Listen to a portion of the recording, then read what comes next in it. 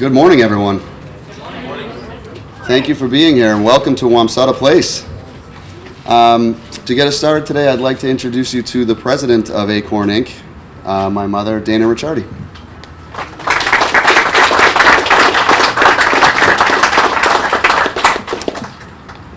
Thank you, Quentin. Just a little bit shorter than he is. It's my pleasure and my privilege to welcome Mayor Mitchell, distinguished guests, and friends of Acorn. Thank you so much for joining us this morning. Today is a big day for all of us here at Acorn. The adaptive reuse of this building is the culmination of a mission taken on by my late husband, Steve Ricciardi, a dozen years ago. His goal was to contribute to New Bedford's economic renaissance, while at the same time preserving the site where commercial textile production began in New Bedford, where the Wamsutta Mills set national standards for production methods and the quality of fine textile products. Now, thanks to the support of Mayor Mitchell, the New Bedford Economic Development Council, and other city departments, this structure will complete the residential complex at Wamsutta Place, providing 33 additional units of much-needed housing for the city's regrowth and revitalization. It is with pride and gratitude that I acknowledge the enterprise and leadership of Quentin Ricciardi and our talented staff and the team that has been assembled for your work in development and preservation. And I look forward to welcoming all of you in a few months into beautiful apartments with 10-foot windows, historic brick and granite walls, and a full range of modern amenities. And now it's my pleasure to introduce Mayor Mitchell.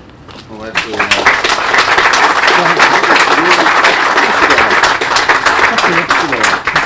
Sure. All right. Dana, thank you so much. Thank you for that introduction. And so I wanted to start off today with, I guess, an excuse of sorts. I'm very cash today because I was told that I was going to be swinging a sledgehammer. Then I showed up and I was like, that's no sledgehammer. So that's okay. I'll swing it anyway, symbolically. But that's my excuse. But anyway, it's hot out. Look, who wants to be in a suit anyway? But look, however we're dressed, we all wanted to be here today because this is an exciting project for a truly historic site. I mean, I think a lot of folks are familiar with the history of the Wamsutta Mills, but in part because the brand actually lives on today. There's still a clothing company that uses the Wamsutta brand that originated here, and of course it's a Wampanoag name of some fame. And so it's so tied to the region's history and the city's history. But the mills themselves were originally built in 1846. Correct me if I'm wrong, Derek. And at a time the whaling industry was at its height, and so this was, we talked today about economic diversification. This was economic diversification on steroids back in that day. You had this extraordinarily wealthy, prospering whaling port, and a number of the families that invested here had the foresight to know that even before the Civil War started, that the textile industry in the United States would take off, and so they were way ahead of the game nationally in investing in this site. This became the largest textile mill in the country for some period of time, and then continued on for over a century. And so it's a real mark of industrial success, of commercial business success here that we're celebrating in part today. But we're also celebrating, of course, its revitalization, the continued evolution of New Bedford's economy as we look out over the waterfront and all that's happening there. The consolidation of the fishing industry on the East Coast is happening here. The offshore wind industry in America is arriving here, just over there, as well, and the expansion of the blue economy and marine tech and all that offers is happening right over here. And so this is in the thick of things again. This particular site. And in this place, it's being developed in ways that people that we've all, in a way that we've all concluded as a country is the right way to do urban revitalization. You do it in way you put housing in places that are walkable to other important things, to the downtown, to the waterfront, to a train station soon to be. Right over there, into the very dense neighborhoods just over there as well. And so it's a great project in that sense, not only as a historic preservation endeavor, but also as an urban revitalization. It fits with New Bedford's strategy so well.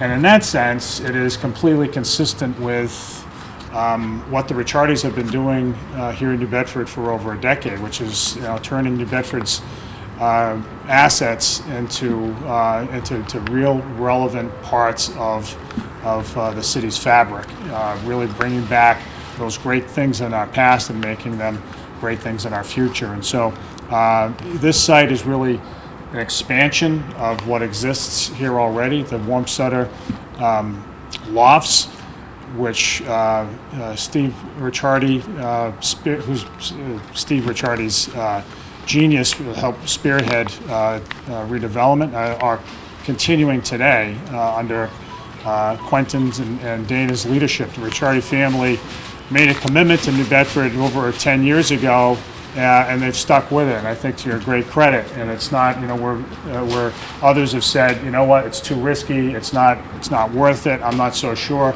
You guys saw something different here and have put your money behind it in ways that I think have already spoken for themselves, but continue to speak. And this apartment building, which will house 33 market rate units, is exactly what the city wants. Great rehab in the right place and in the right way. So I want to thank you guys for your insight. You're sticking with New Bedford the way you have.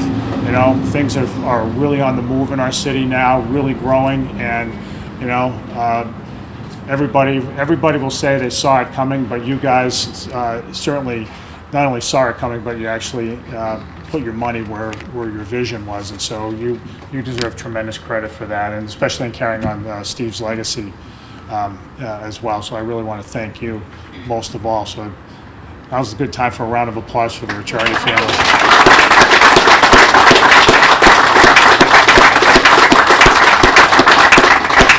These things happen, of course, through great teamwork as well. We at the top of the list are our friends at the Economic Development Council, headed up by Derek Santos. Deb Trombley's here. I know Angela Johnson's around here somewhere. Maybe she's not. She's usually here at these things. She was. Way in the back with the shades on, incognito, but her presence is felt. But great job in working through the details. The city team, the planning staff under Tabitha Harkin and Laura, our historic preservation director, really did a great job in recognizing the value here. All the folks at the state level who played a role in the financing stack, the Lauren Liss's team at Mass Development, all of you guys who are here today, thank you for your support along the way. We're looking at historic tax credits here, so Secretary of State Bill Galvin's office will play a role in this as well, and we appreciate that support too. The Regeneration Committee, Dave Slutz and his team, the entire team over there, great supporters of this kind of development. There are lots of folks here who played a role either in the financing or will be part of the construction or architectural team. Too many to name. The guys, of course, at Bristol County Savings Bank are here. Jeff Paliluga's here heading up the work there, but great job. And everybody who's playing a part in this. This is what these projects take. It takes a great team effort. The political support as well. Tony Cabral who represents this particular part of the state. I think the city, this is like right on the line, Tony. You may have stepped over into Bill Strauss's, just straddling it, but close enough. Ward 3 Councilor Hugh Dunn, who this is in Ward 3, and he's still living there. Took me a long time to get here. Yeah, Hugh had the longest commute, but we have supported every level of government, and we certainly appreciate the support that you guys have given this project. But lots of people to thank, but a great job. This is something the city's going to be really proud of, Clinton, and we look forward to seeing what it looks like when it's done, as do a lot of other people, because there's a waiting list to get in here, and this will help relieve the waiting list, but there'll be people still on that waiting list, and so we're just going to have to look forward to the next project. So with that eager anticipation, I'll turn it back over to you.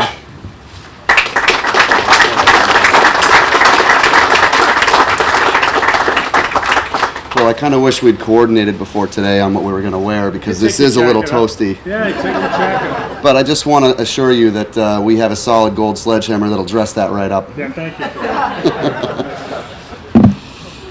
Well, I am truly proud to welcome you all here to our groundbreaking, or in this case, brick breaking, for Wamsutta Place. And in fact, this will be called the Suites at Wamsutta Place.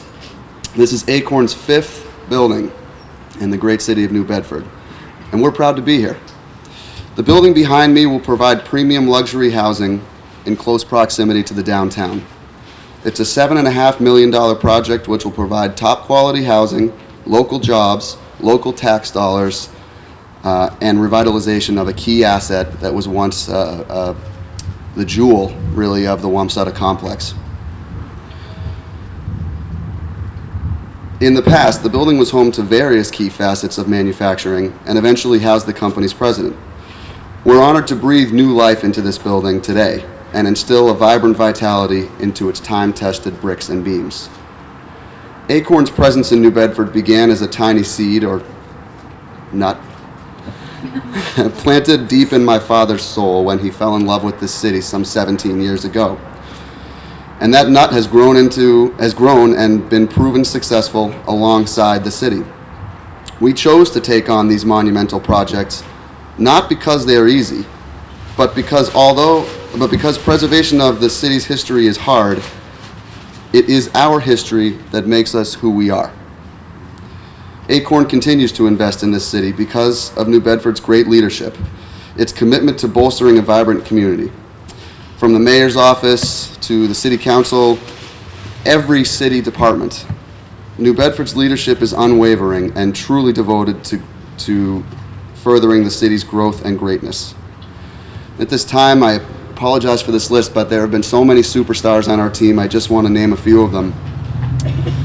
Christy, Melissa, Doug, and Bob at Durkee Brown, Lauren at Yoder and Tidwell Engineers, Steve, Mike, and Josh at Flacos MEP, John, Will, Don, and Justin at Construction Source Management, Jacob and Jeffrey at Sage Environmental, Vicky at General Environmental Services, Matt and Christian at Farland, Mary and Albert at McCrosty Historic Advisors, Jay and Paul at Mass Development, Chris at Saunders & Saunders, and of course, it would not be possible without our truly incredible Acorn team.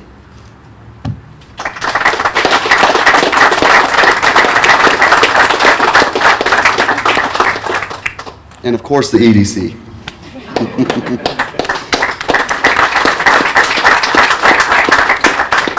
Now I'm pleased to present the temporary Mason for the day, the Honorable Mayor Jon Mitchell.